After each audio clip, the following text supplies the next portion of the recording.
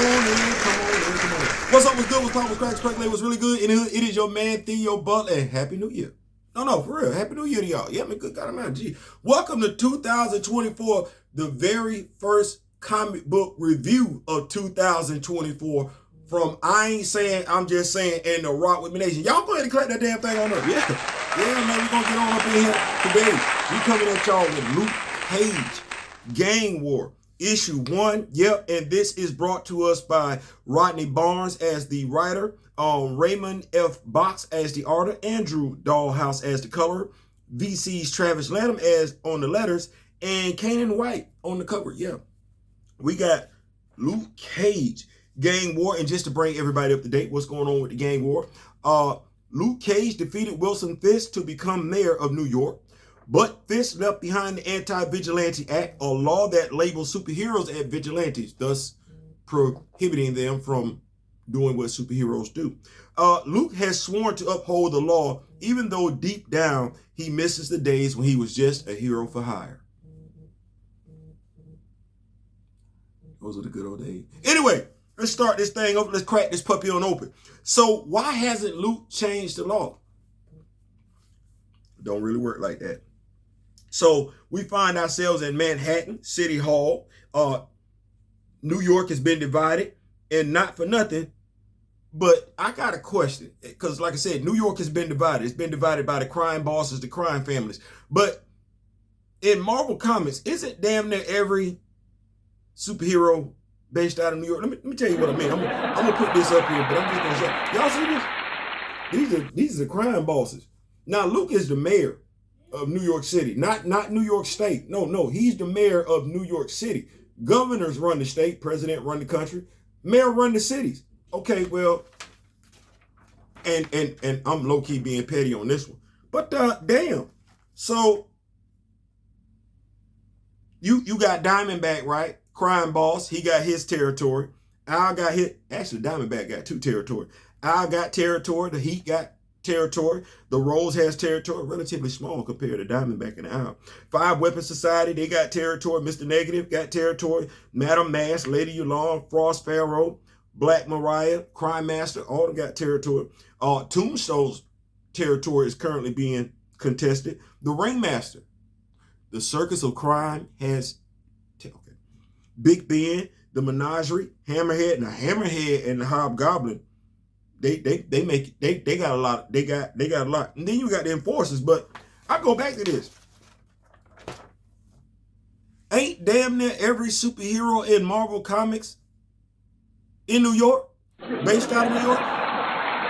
Don't some of them have ability that allow them to do stuff and not be detected? Hey, Invisible Girl. Hey, Kurt Wagner, who's currently the Uncanny Spider-Man. Like, I got questions. Okay. Y'all like, Theo, why you got...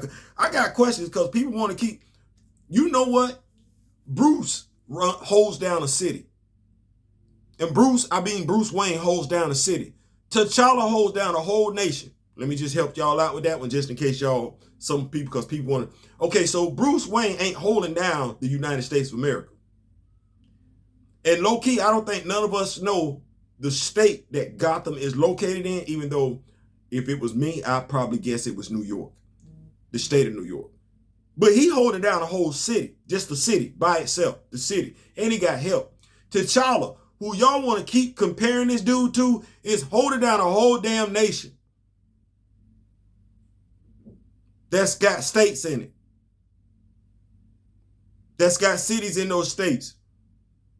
By and large, he been holding it down by his damn self.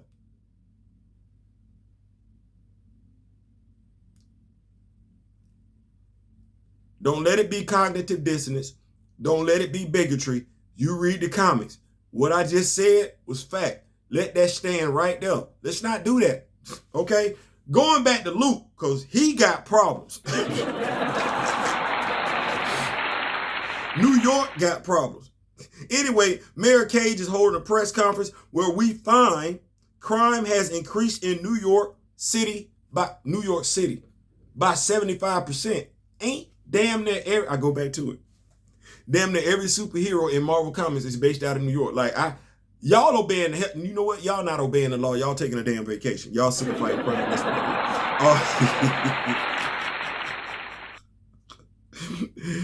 Now, in comparison, like I said, I already did that whole Batman T'Challa. Not going to do that no more. Back to our story. Mayor Cage goes on to acknowledge that things are getting out of hand, but that he's going to hire more police. Say that 5 times fast. He's going to hire more police and install more cameras. He sounded like your typical run-of-the-mill politician. He is. We get a much welcomed appearance from Joe Robbie Robertson. I know Spider-Man fans have got to be elated on that one. He basically lets Luke know that his time as a superhero should tell him differently, as in, you know, the police can't deal with this. But of course, it takes good old J. Jonah Jameson to twist Robbie's words.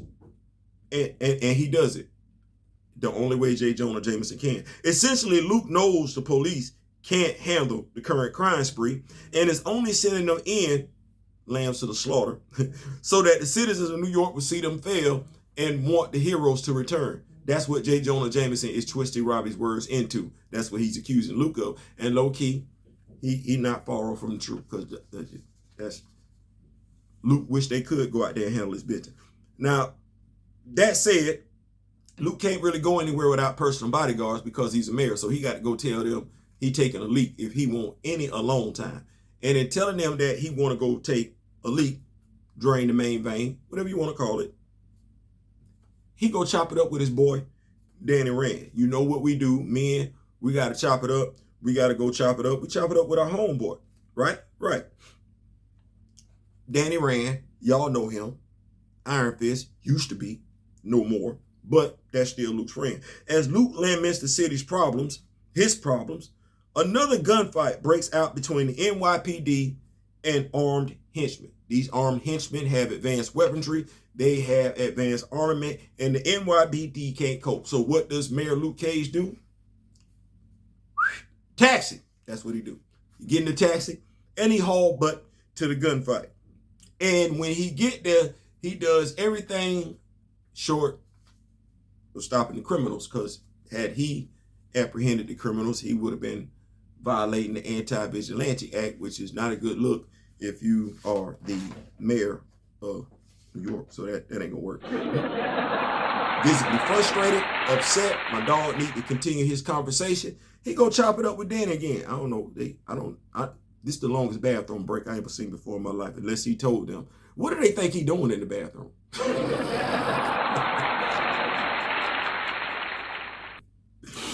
Anyway, Danny tells Luke that one of the rounds used on him was coated in adamantium. Danny says this should have pierced your skin. Luke like it felt like it did. This isn't your common day-to-day round. It's not. So Luke tracks down one of his old connections when he was Power Man. Hanson Holmes. That's the name y'all came up with. Did y'all want to call him Handsome Holmes? And he gives Lucas a name, Alexander Smythe. Spider-Man fans, y'all have got to be loving this issue. Luke pays the man. He pays, got to pay him. When you got informants, you got to pay him. He pays the man, Hanson Handsome Holmes. He pays him off and heads off to see Miss Estelle. Because Luke, like, if I'm about to be out here in these streets and I need me a costume. And Miss Estelle lets him know that she voted for Wilson Fisk and not Luke. It's clear she don't like Luke. Y'all see that costume?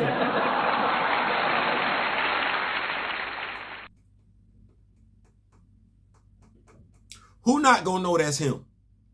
Like, no. Why is the top of the mask missing? Like, how many brothers in New York fit his description? How many superheroes in New York fit Luke Cage's description? Like that.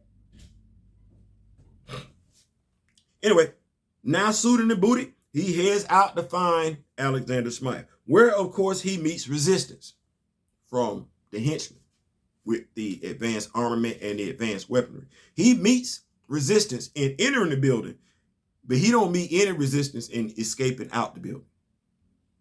None. which sets him off. That don't look right to him. As Keith Sweat would say, something just ain't right.